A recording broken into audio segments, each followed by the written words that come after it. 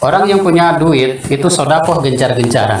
Kita yang tidak punya duit malah tidak sodakoh. Seharusnya kita yang tidak punya duit terus sodakoh supaya kita bisa mengejar ketertinggalan. Karena sodakoh itu pasti, janji Allah itu pasti. Harus yakinkan dari sekarang bahwa sodakoh bisa membuat kita kaya. Semakin banyak sodakoh, semakin banyak pemasukan kepada diri kita.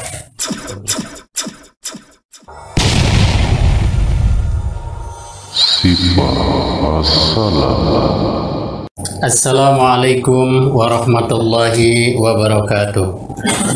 Alhamdulillahi wa sholli rabbuna ala nabiyil mustafa habibina. Pertama, marilah kita panjatkan puja dan puji syukur kehadirat Allah Subhanahu wa taala. Salawat beserta salam semoga tetap terlimpah curah kepada baginda alam habibina wa nabiyana Muhammad sallallahu alaihi wasallam. Pemirsa yang saya hormati, pengajian rutin.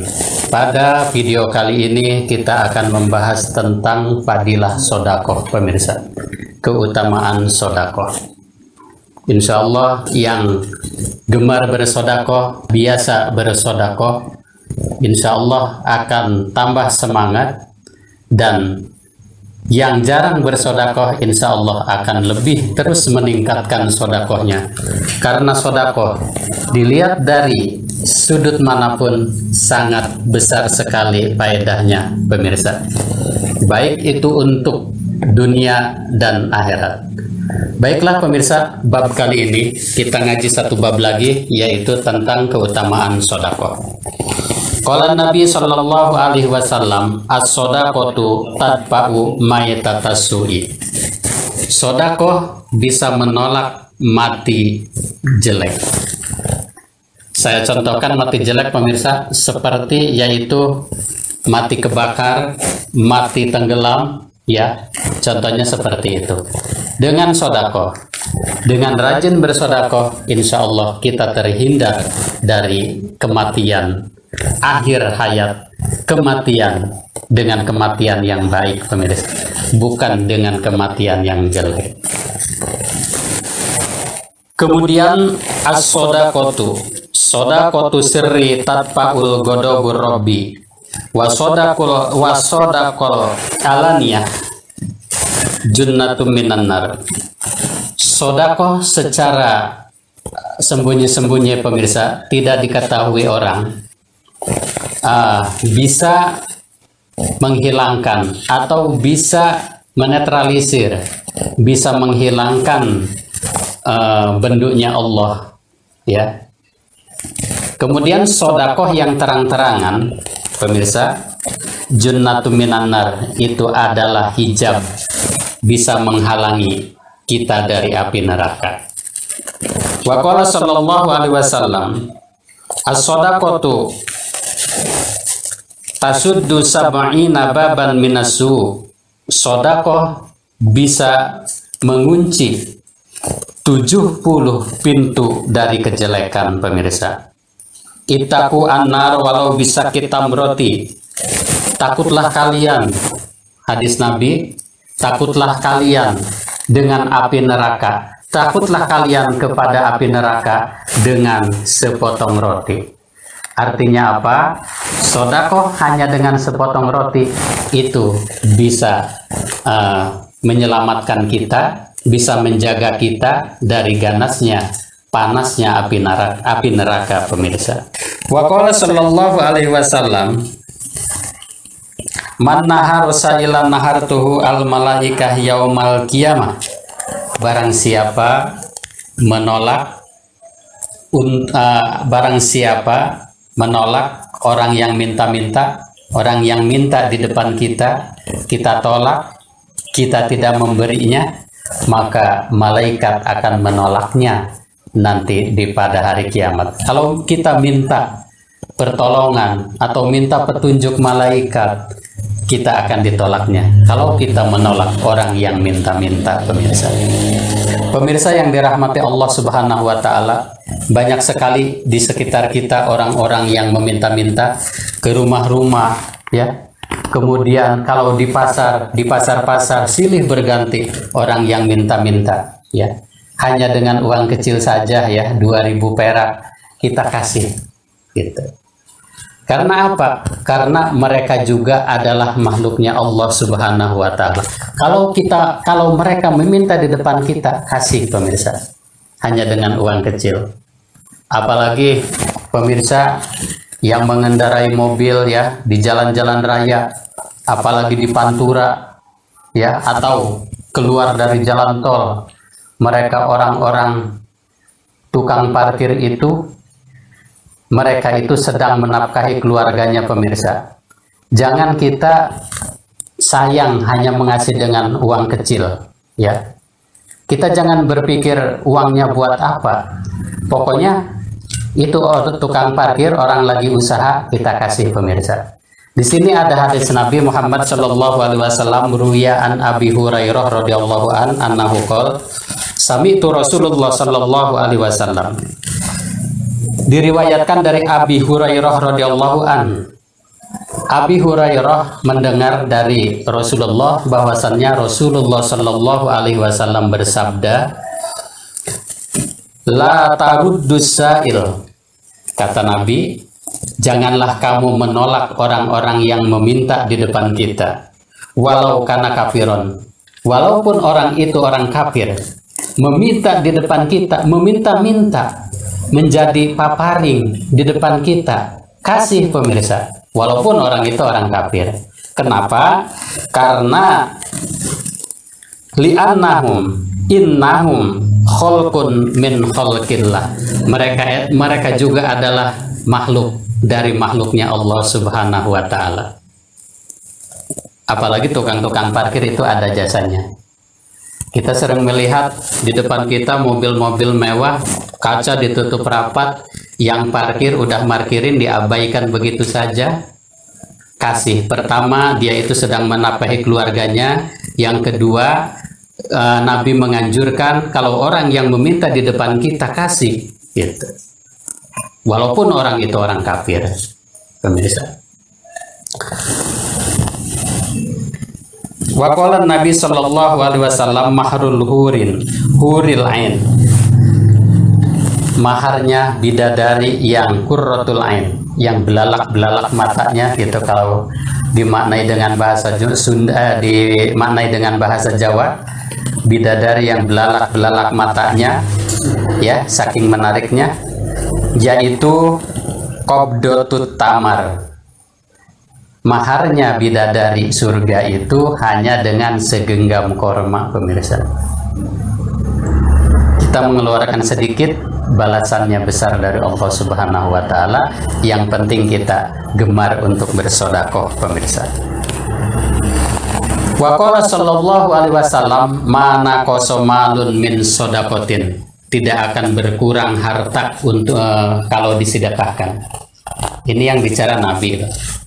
Nabi itu, beliau manusia, makhluk Allah, paling nomor satu di alam jagat raya ini. Baik itu dunia, baik itu akhirat, baik itu penduduk bumi, baik itu penduduk langit, mengakui semuanya bahwa Nabi kita Muhammad sallallahu alaihi wasallam, beliau adalah manusia paling termulia, manusia yang sangat dimuliakan oleh Allah. Bumi pun tidak akan diciptakan kalau Nabi tidak diciptakan, saking mulianya Nabi. Nah, ini perkataan Nabi, pemirsa. Tidak akan berkurang harta kalau kita disodakokan. Ya, mungkin kalau kita berpikir dengan otak kiri, pemirsa, karena otak kiri itu selalu kiri, pemirsa, ya. Kalau kita berpikir dengan otak kanan, dengan keyakinan kita kepada Allah bahwa ini yang mengucapkan Nabi, harta kita keluarkan tidak akan berkurang. Kalau kita berpikir dengan otak kiri, uang 100.000 dikeluarkan 50.000, tinggal 50.000. Itu cara berpikir otak kiri. Tapi cara berpikir otak kanan, uang 100.000 dikeluarkan 50.000, nanti yang 50.000 diganti 10 kali lipat oleh Allah jadi 500.000, dijumlahkan jadi 550.000. Itu kalau kita berpikir dengan otak kanan.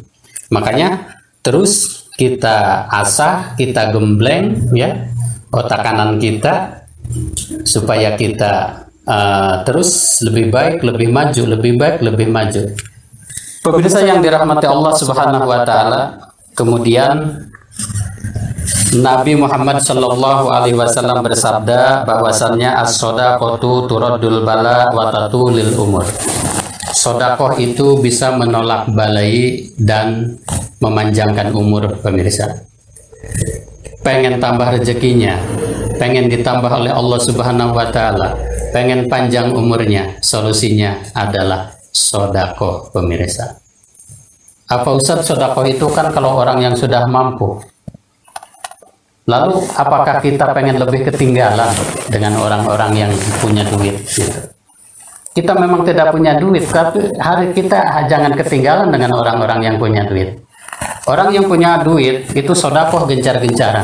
Kita yang tidak punya duit malah tidak sodakoh. Seharusnya kita yang tidak punya duit terus sodakoh supaya kita bisa mengejar ketertinggalan. Karena sodakoh itu pasti, janji Allah itu pasti. Harus yakinkan dari sekarang bahwa sodakoh bisa membuat kita kaya. Semakin banyak sodakoh, semakin banyak pemasukan kepada diri kita. Pemirsa, mari pemirsa, bahwa sodakoh itu bisa memanjangkan umur. Sudah banyak cerita-cerita di kitab-kitab bahwa sodakoh bisa memanjangkan umur, seperti ceritanya Nabi Ibrahim. Kemudian